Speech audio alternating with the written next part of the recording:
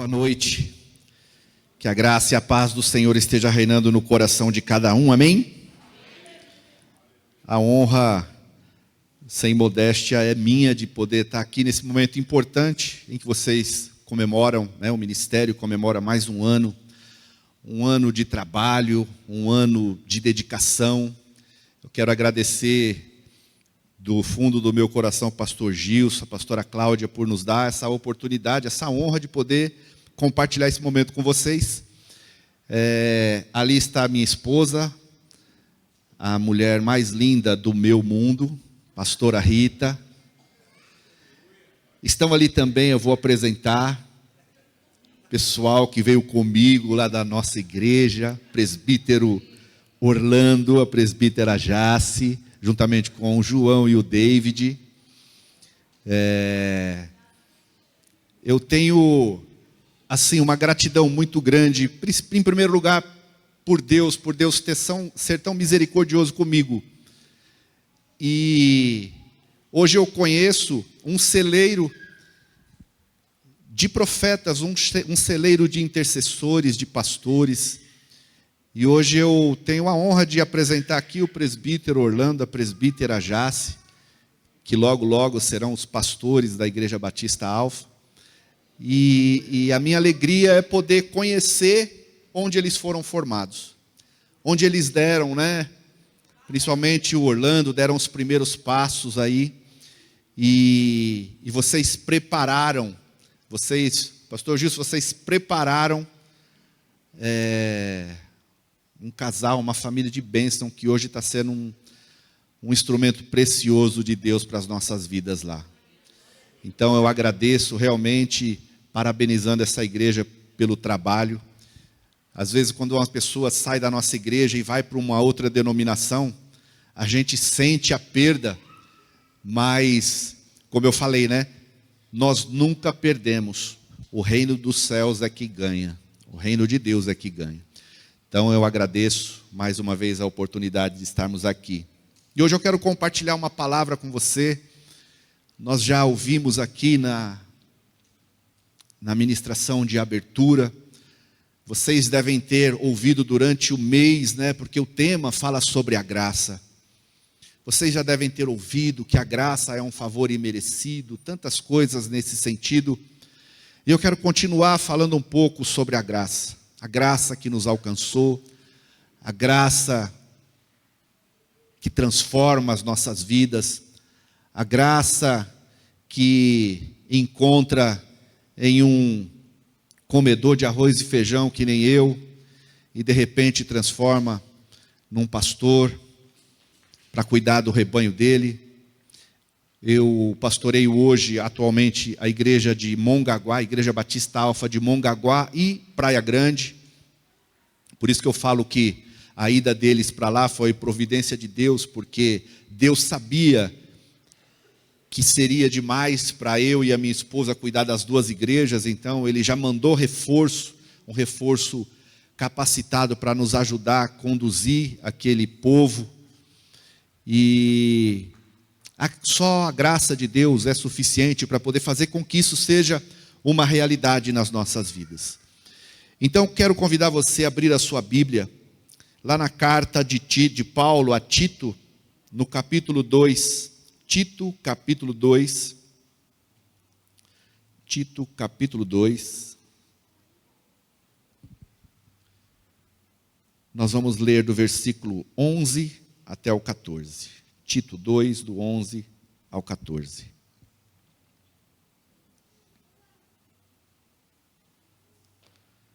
A palavra do Senhor nos diz: porquanto a graça de Deus se manifestou salvadora a todos os homens, educando-nos para que, renegadas a impiedade e as paixões mundanas, vivamos no presente século, sensata, justa e piedosamente, aguardando a bendita herança e a manifestação da glória do nosso grande Deus e Salvador Jesus Cristo, o qual a si mesmo se deu por nós, a fim de remir-nos de toda a iniquidade e purificar para si mesmo um povo exclusivamente seu, zeloso e de boas obras. Senhor, nós glorificamos o teu santo nome, Jesus. Nós agradecemos por esta palavra, agradecemos por essa igreja, agradecemos por esse povo, agradecemos pela graça do Senhor derramada nas nossas vidas.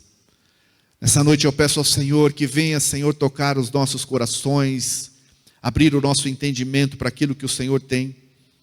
E que a graça do Senhor, que já foi manifesta na cruz do Calvário por cada servo teu, possa invadir os nossos corações e trazer transformações de vida nessa noite.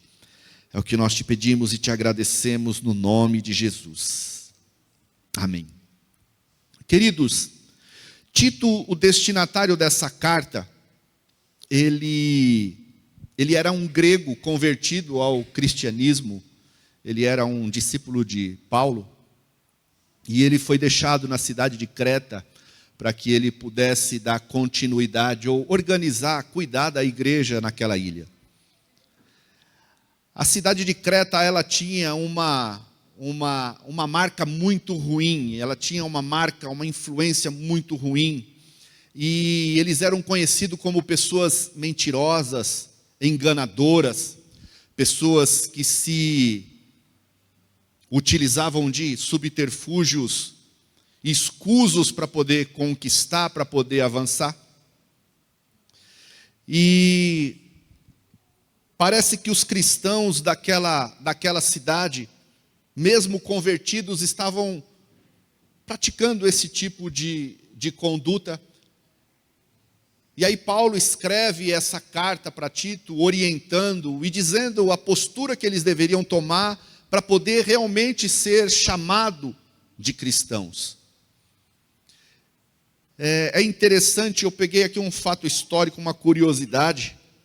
Um poeta cretense chamado Epimênides, 600 anos antes de Cristo, considerado por muitos pagãos como um profeta, ele tem uma frase que foi até citada por Paulo na carta de Tito, está lá em Tito capítulo 1, versículo 12, dizendo que os cretenses são sempre mentirosos, bestas ruins, ventres perigosos. Os cretenses, eles eram tão famosos que os gregos chegaram a criar um verbo de nome kretizen, que significa ser cretino, ou seja, ser enganador, mentir, enganar. Daí dizem que é a origem do termo cretino, enganador, que mente. Ou seja, aquela cidade era uma cidade famosa, mas não por tudo que o Senhor havia feito, tudo que estava acontecendo com transformação de vidas, mas sim por terem uma fama de enganadores, uma fama de mentirosos, ou seja, ter uma má fama. Nessa igreja o conceito de graça havia sido deturpado.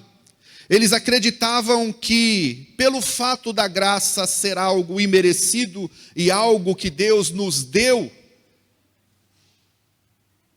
eles achavam que poderiam continuar vivendo na prática do pecado, poderiam continuar vivendo baseado naquilo que eles acreditavam, porque já estavam com a sua salvação garantida, já que a graça é um favor imerecido, mesmo nós não merecemos, Deus ele nos dá a graça.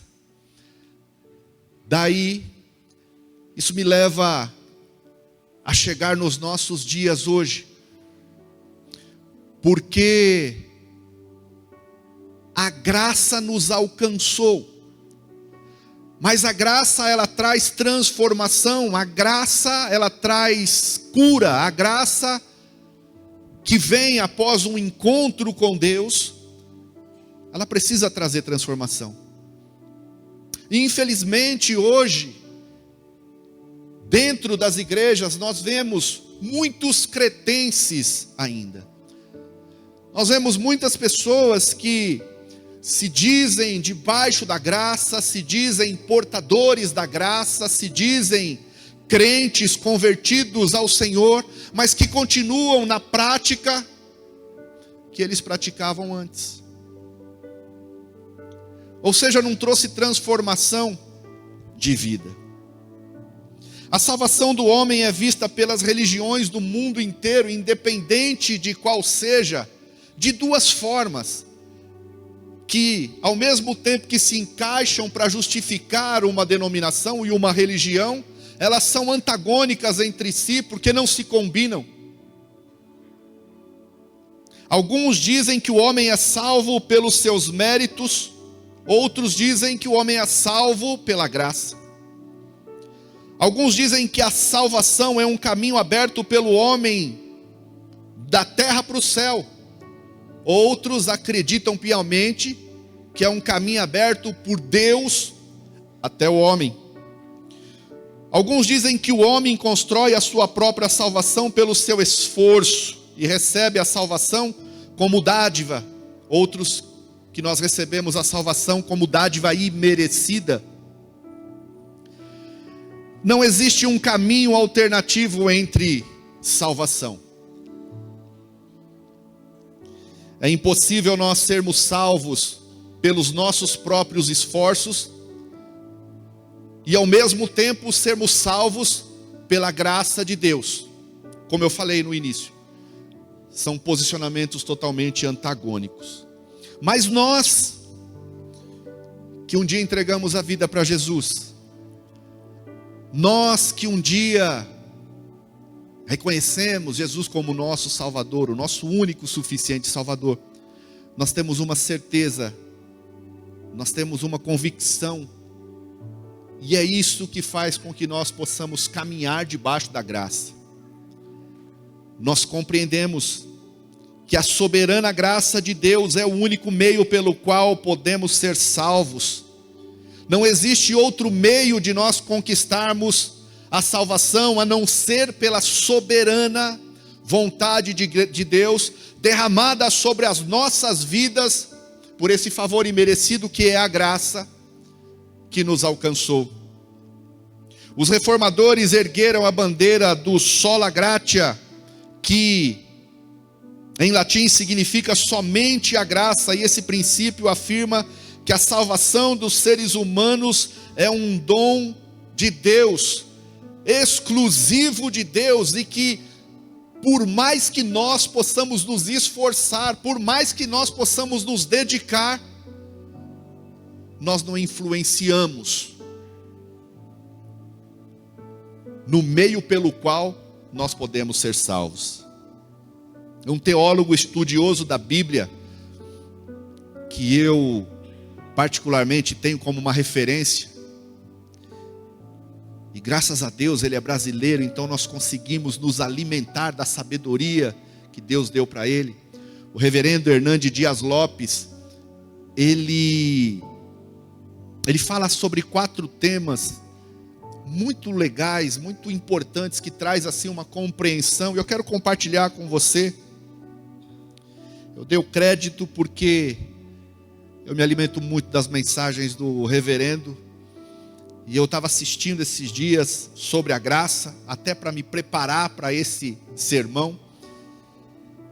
E ele fala, em primeiro lugar, que a graça de Deus é um favor concedido a pecadores indignos.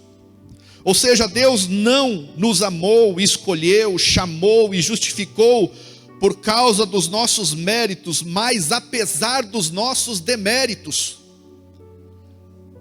Apesar das nossas falhas, apesar dos nossos pecados, Ele nos chamou. Deus nos escolheu não por causa da nossa fé, mas Ele nos escolheu para que praticássemos a fé.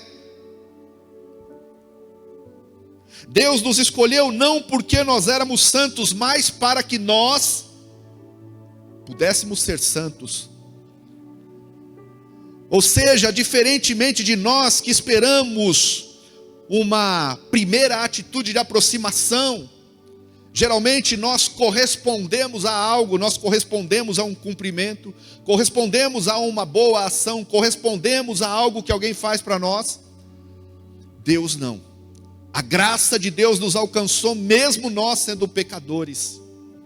Ou seja, a graça de Deus é um favor concedido a pecadores indignos, a fim de nos transformar em obreiros transformados e aprovados por Ele.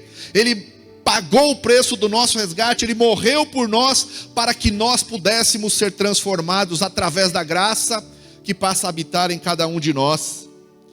Em segundo lugar, o reverendo diz que a graça de Deus é concedida não àqueles que se julgam merecedores, mas àqueles que reconhecem que são pecadores. Ou seja, aqueles que se aproximam com altivez, aqueles que se aproximam de Deus, se achando melhores que os outros, aqueles que se aproximam de Deus, ou que já estão na presença de Deus e acham que estão num patamar elevado, que são melhores do que outras pessoas, na verdade estão desprovidos de algo tão maravilhoso chamado a graça de Deus.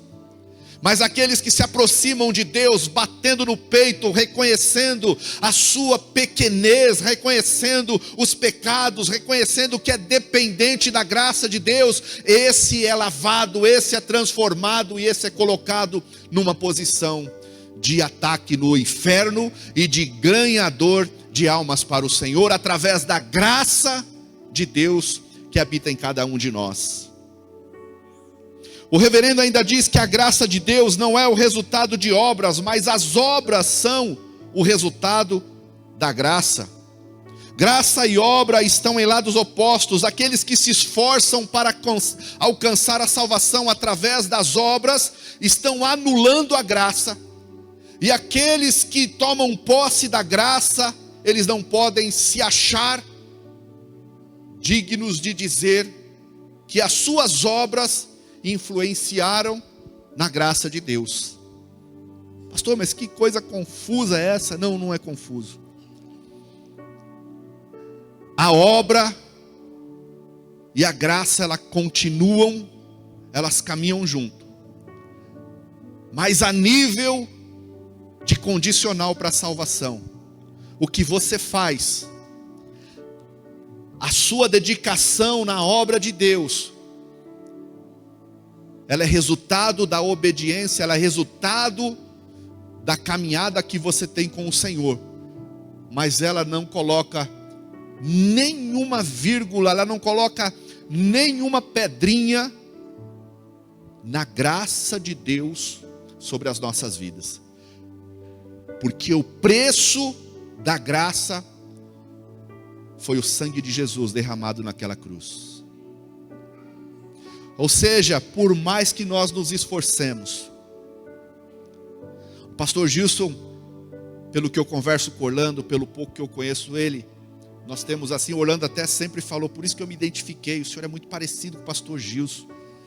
Ele é aquele tipo de pastor que põe a mão na massa, que vai, que faz, e eu também sou assim. E se nós não tomarmos cuidado, nós como seres humanos, meros mortais, pode chegar um momento que a gente acha, não, agora eu sou pastor, não posso porque eu faço isso, porque eu faço aquilo. Não pode, nós temos que continuar. Eu não digo aqui que nós precisamos ficar trabalhando, porque a idade também já vai chegando.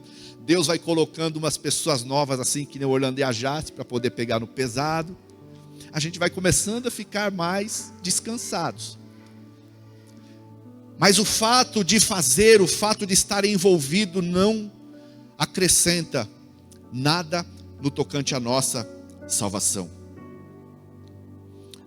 As obras, elas trazem a glória para o homem, mas a graça exalta aquele que é digno de receber toda a honra e toda a glória, Jesus Cristo de Nazaré, o nosso Senhor, o nosso Salvador. A graça de Deus é recebida pela fé e não por meio de obras.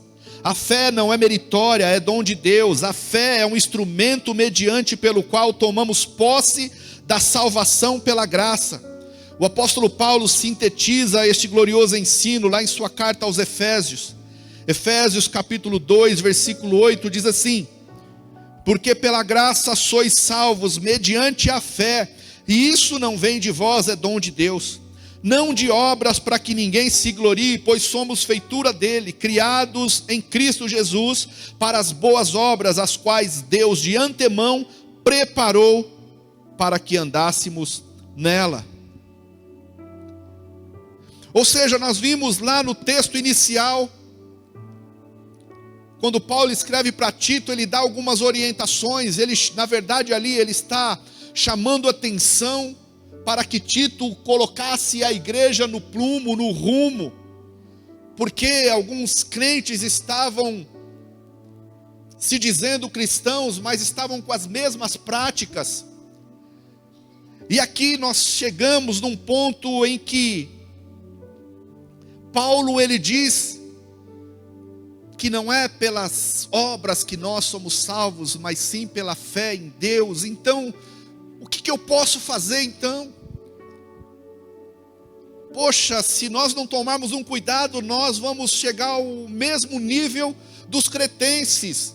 Nós vamos estar dentro da igreja e vamos continuar pensando nisso e naquilo, fazendo isso e aquilo. Por quê? Não, porque a graça me alcançou.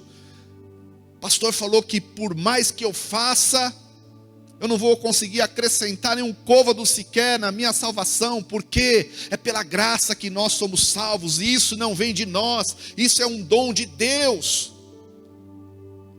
O que fazer então, pastor, para que nós possamos reconhecer, e para que nós possamos ser visto por Deus? A resposta é simples, é andarmos em novidade de vida, andarmos em obediência ao Senhor, andarmos não baseado na nossa vontade, naquilo que nós achamos ou naquilo que nós queremos, mas buscar dia após dia, viver em obediência ao Senhor, buscando cumprir o propósito, não que nós plantamos naturalmente no nosso coração, mas buscando viver os propósitos que o Senhor colocou no nosso coração, independente das lutas, independente das tribulações. Nós não podemos desistir, nós precisamos continuar firmes nos propósitos do Senhor, porque Ele é que tem palavras de vida eterna, é Ele quem vai nos conduzir à salvação, é Ele quem morreu pelos nossos pecados, foi Ele, e Ele é o responsável pela graça que nos alcançou.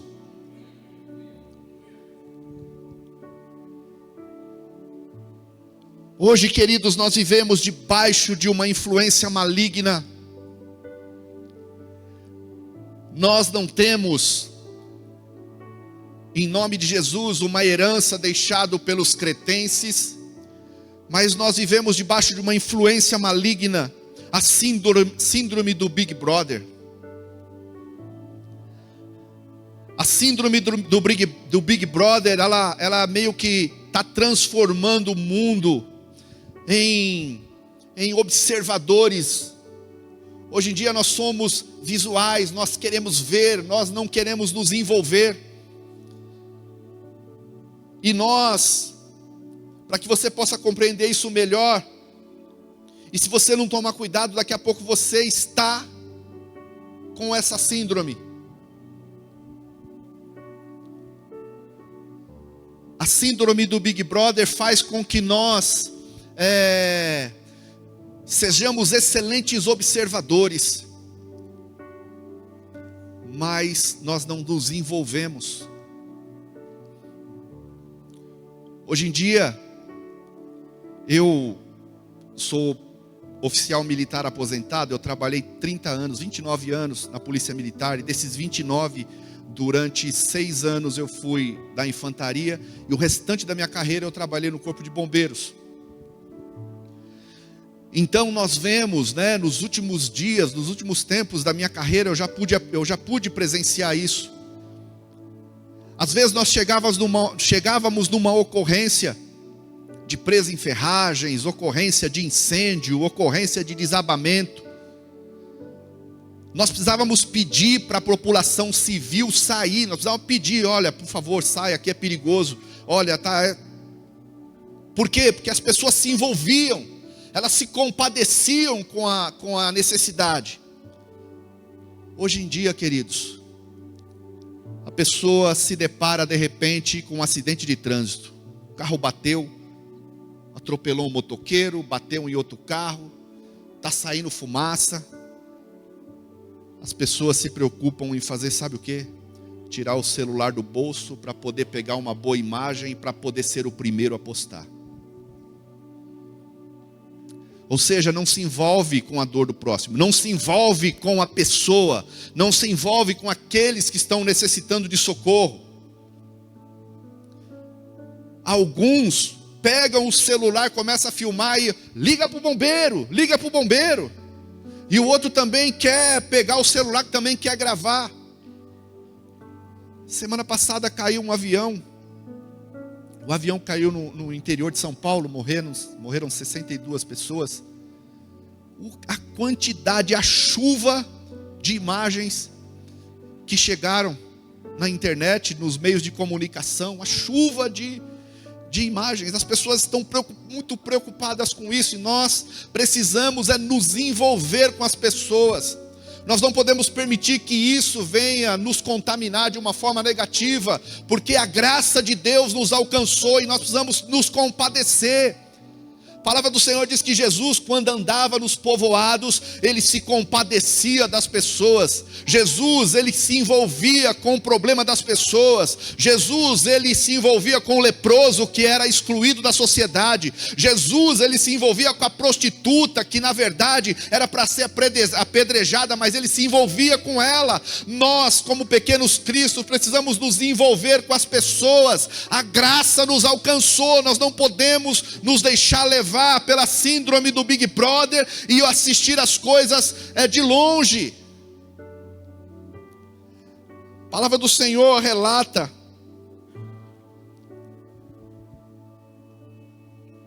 sobre Jeremias. Jeremias é conhecido como o profeta chorão. Jeremias, ele recebeu um chamado de Deus lá no capítulo 1, quando ele é chamado por Deus.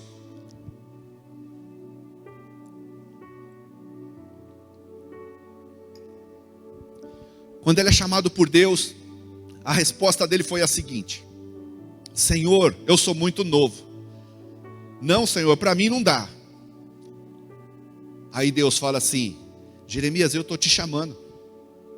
Jeremias, eu vou usar você, você vai ser a minha boca, você vai passar a mensagem para o meu povo. Jeremias, eu vou cuidar de você, Jeremias. E Jeremias não tinha para onde correr, aceitou o desafio. E aí, nós vemos Jeremias se lamentando. A Bíblia tem um livro chamado Lamentações de Jeremias, e se você ler esse livro, e se você mergulhar no significado desse livro, você vai ver como Jeremias, ele se compadecia do povo. E era um povo pecador, era um povo envolvido com o pecado da idolatria, um povo envolvido com o pecado da prostituição, era um povo que estava afastado de Deus. E Jeremias se compadecia desse povo, ele se lamentava, ele chorava, ele intercedia a Deus, e ele cumpria a vontade de Deus, a ordem de Deus, pregando o arrependimento para aquele povo. Mas não havia arrependimento para aquele povo. Chega num certo momento, lá no capítulo 20 do livro de Jeremias, quando o sacerdote Pazur, ele ouve Jeremias profetizando. Era um dos principais, ele ocupava um cargo de alta, podemos dizer, de alta patente.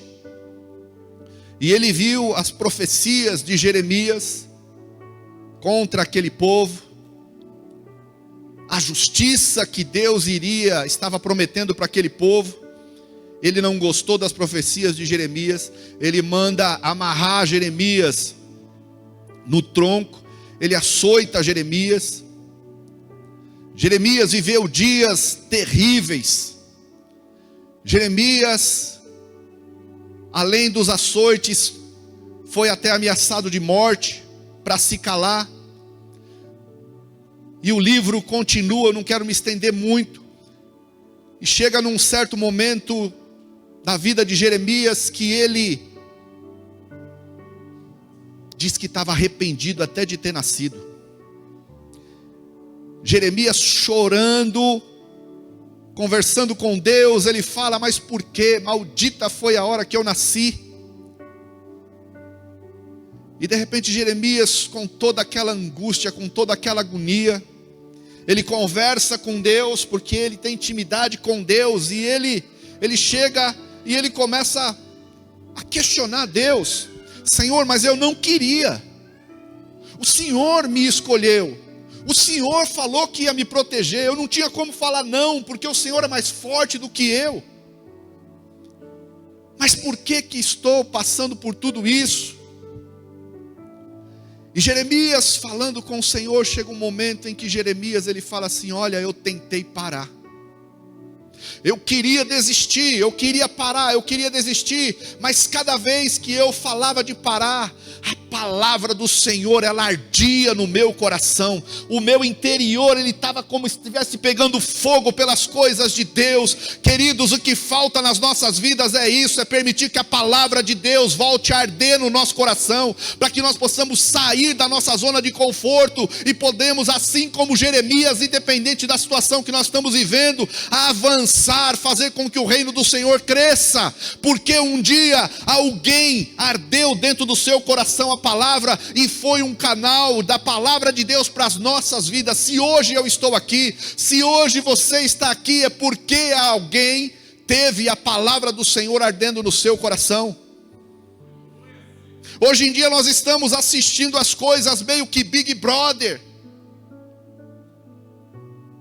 O pastor vai fazer evangelismo. Não, tem o grupo lá que é responsável. Tem a irmã que é líder do ministério de evangelismo.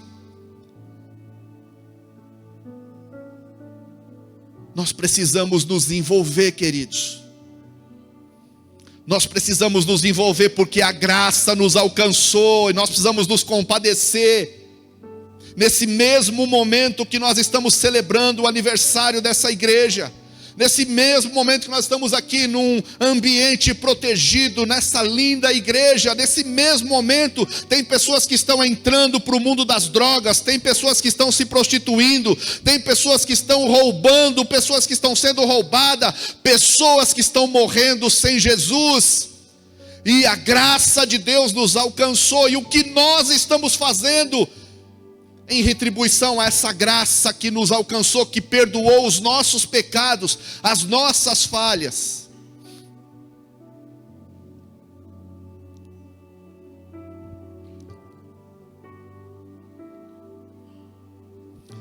Ora, queridos, nós precisamos firmar. A melhor forma de nós retribuirmos essa graça, é muito lindo nós ouvirmos pregações. Mas Paulo chegou a um certo momento que tinha um espinho na carne. Paulo pediu para Deus tirar esse espinho na carne, e Deus falou assim: Paulo, a minha graça te basta. É muito lindo nós falar: a graça de Deus basta para nós, queridos. A graça de Deus nos alcançou, nós somos salvos, não é pelas nossas boas obras, mas sim pela graça. Mas é importante que nós compreendamos que a fé sem obras, a graça sem fé, a fé sem obras, as obras sem a graça, ela de nada vale, queridos. Se você realmente tem a graça de Deus, então as obras elas vão caminhar com você de uma forma natural. Você não consegue caminhar sem isso. Nós precisamos desenvolver um coração comprometido com Deus, com a vontade de Deus, com a vontade de fazer, com a vontade de se envolver nas coisas de Deus. Lá em Isaías, estou concluindo, lá em Isaías 54, Deus fala metaforicamente de uma nação. E ele utiliza uma mulher estéril para poder se referir a essa nação. E ele chega, o versículo 1 primeiro, ele diz assim: cante, ó estéril, você que nunca teve um filho, irrompa em um cântico, grite de alegria, não tenha medo, você não sofrerá vergonha, não tema o constrangimento, você não será humilhada, pois o seu Criador é o seu marido, o Senhor dos exércitos é o seu nome, o Santo de Israel é o seu Redentor, ele é chamado o Deus de toda a terra.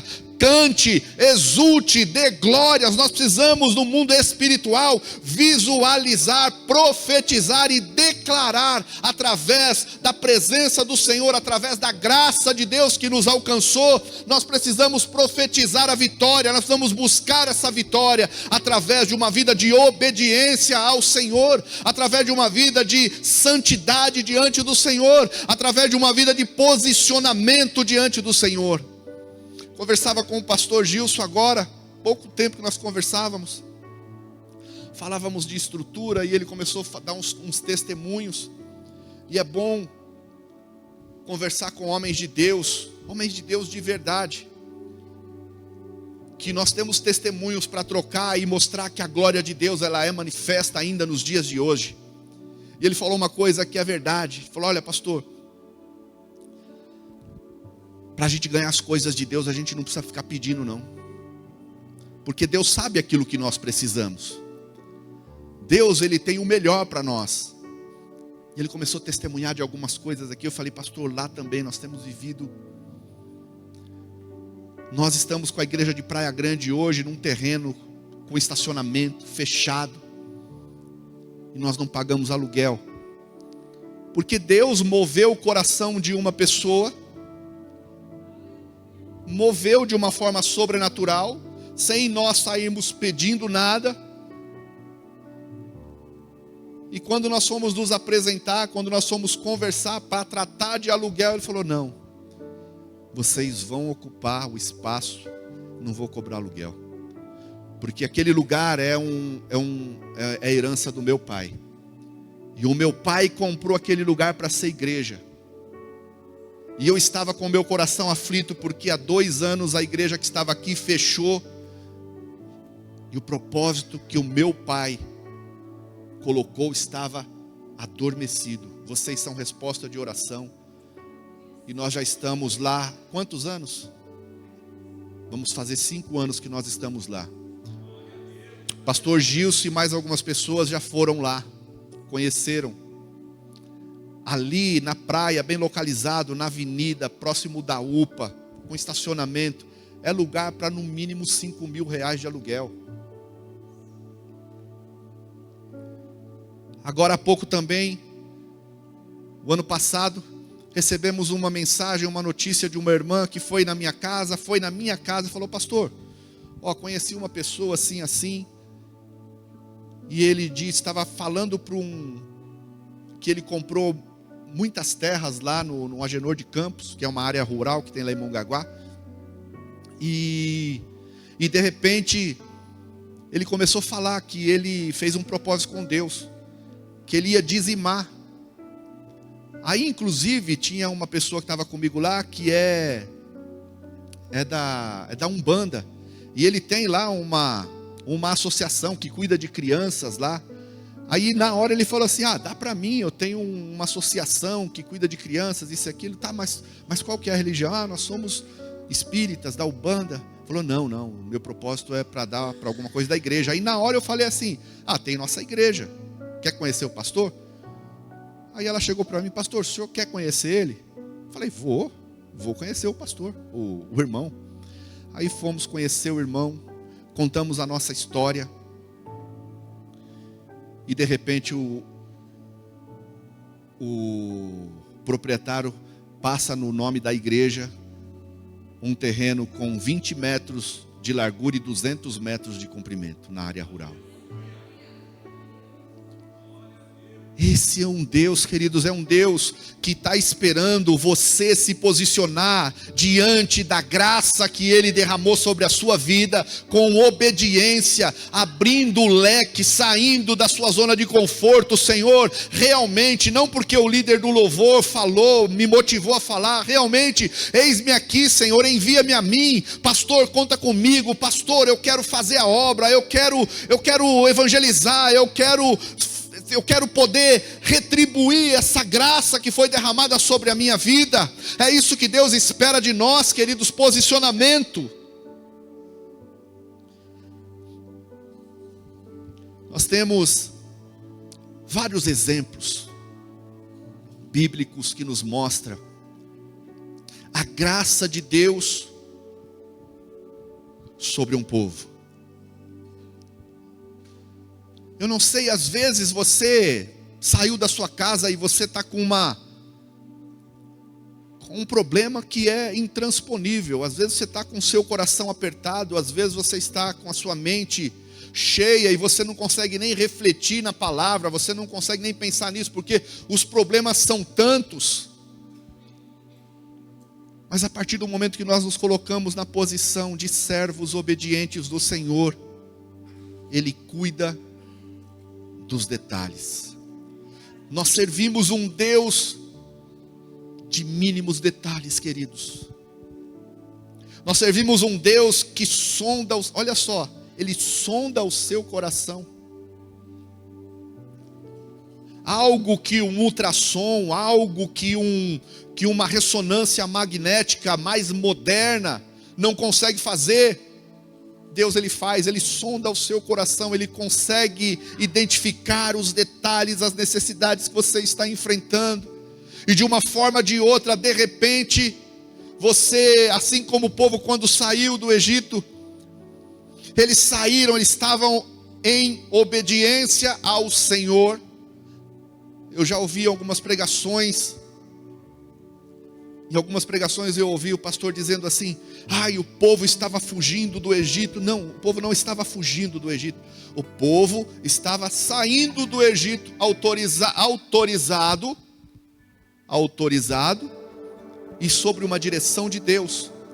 Mas de repente eles olham para trás, um povo enfurecido, sedento de sangue, e à frente eles olham um mar intransponível de forma natural. Naturalmente falando, era algo impossível de acontecer. Queridos, às vezes você tem algo que naturalmente falando é algo impossível. Eu não consigo, não tem jeito mais. Mas sobre uma palavra, sobre uma orientação de Deus, Moisés toca naquela água e o mar se abre e o povo passa a pés enxutos de uma forma sobrenatural, e todo o povo consegue ultrapassar.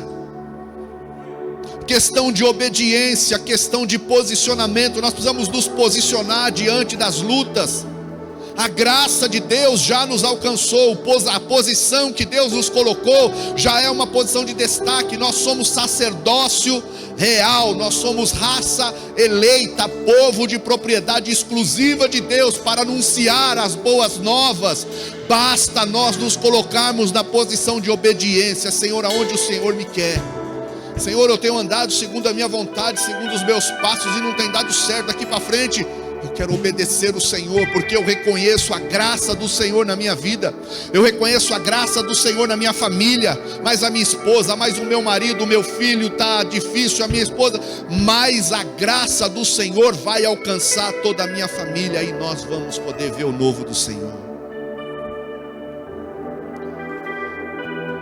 Pedir para você ficar de pé.